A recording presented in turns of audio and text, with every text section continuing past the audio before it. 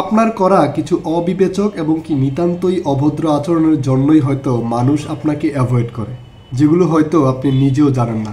যেসব আচরণগুলোর কারণে মানুষ আমাদেরকে অ্যাভয়েড করে, সেই সব আচরণগুলো নিয়েই আজকে আমি কথা বলবো।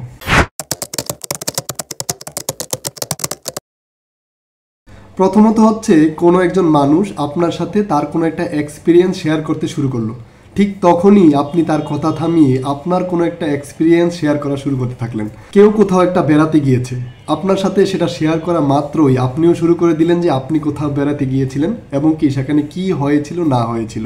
এগুলো করতে যাবেন না।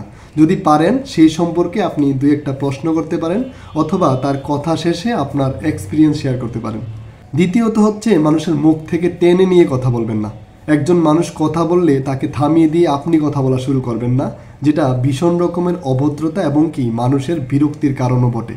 নাম্বার 3 হচ্ছে বডি ল্যাঙ্গুয়েজ। আপনার সাথে কেউ একজন কথা বলছে, কিন্তু আপনি সমানে ফোন স্ক্রল করে যাচ্ছেন, অন্যদিকে তাকিয়ে আছেন কিংবা অনীহা দেখাচ্ছেন।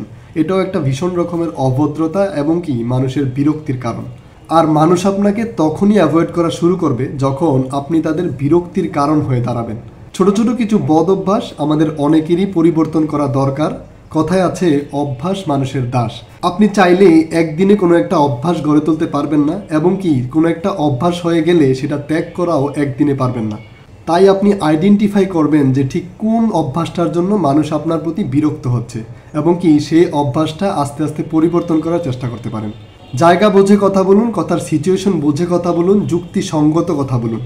তাহলে অন্যের কাছে আপনারও একটা ভ্যালু থাকবে, আপনাকে মানুষ পছন্দ করবে, আর মানুষ আপনার প্রতি আর বিরক্ত হবে না। ধন্যবাদ।